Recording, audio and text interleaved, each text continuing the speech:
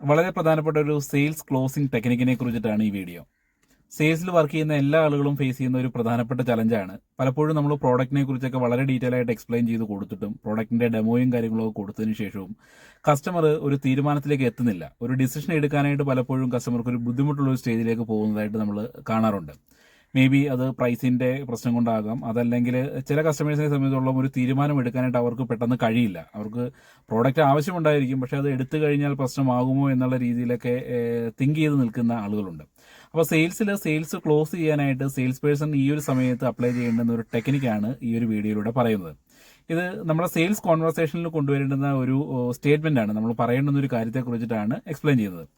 നിങ്ങൾ പ്രോഡക്റ്റ് ഒക്കെ പ്രസന്റ് ചെയ്ത് ഇങ്ങനെ സംസാരിക്കുന്നതിനിടയ്ക്ക് കസ്റ്റമറോട് പറയുക, സർ, ഞാൻ എൻ്റെ എക്സ്പീരിയൻസിൽ 2 ടൈപ്പ് കസ്റ്റമേഴ്സിനെയാണ് കണ്ടിട്ടുള്ളത്. അതിൽ ഒരു ടൈപ്പ് കസ്റ്റമർ എന്ന് പറഞ്ഞു കഴിഞ്ഞാൽ അവർ പ്രോഡക്റ്റ് പർച്ചേസ് ചെയ്ത് പ്രോഡക്റ്റിൻ്റെ ഗുണമേന്മ എന്താണെന്നുള്ളതെല്ലാം മനസ്സിലാക്കി തീരുമാനമെടുത്ത് പ്രോഡക്റ്റിനെ കുറിച്ച് അഭിപ്രായം പറയുന്ന ആളുകളുണ്ട്.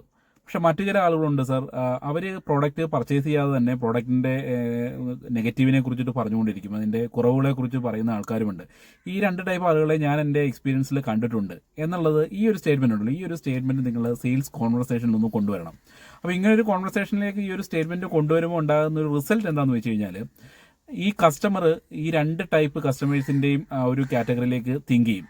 ഇപ്പം ഞാൻ പ്രോഡക്റ്റ് വാങ്ങി ഉപയോഗിച്ച് നോക്കി അതിനകത്ത് റിസൾട്ട് മനസ്സിലാക്കി അഭിപ്രായം പറയുന്ന ആളാണോ, അതല്ല വാങ്ങിക്കാതെ തന്നെ അഭിപ്രായം പറയുന്ന ആളാണോ എന്നുള്ളൊരു തോട്ട് പ്രോസസ്സിലേക്ക് പോകും.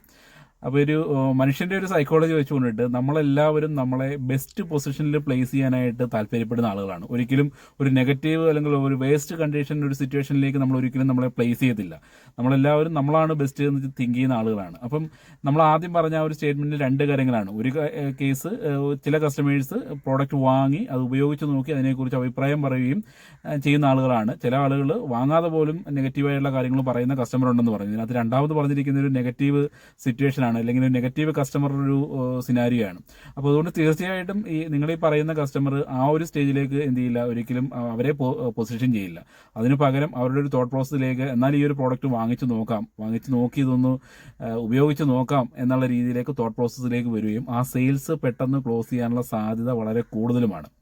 അപ്പോൾ ഇത് സെയിൽസിൽ വർക്ക് ചെയ്യുന്ന എല്ലാ ആളുകൾക്കും നിങ്ങളുടെ പ്രോഡക്റ്റ് പ്രസൻറ്റേഷനിൽ കസ്റ്റമറുമായിട്ടുള്ള കോൺവെർസേഷനിൽ ഈ ഒരു കാര്യം കൊണ്ടുവന്നു കഴിഞ്ഞാൽ സെയിൽസ് ക്ലോസ് ചെയ്യാനായിട്ട് വളരെ പെട്ടെന്ന് സഹായകരമാകുന്നൊരു കാര്യം തന്നെയാണ്. Okay, thank you.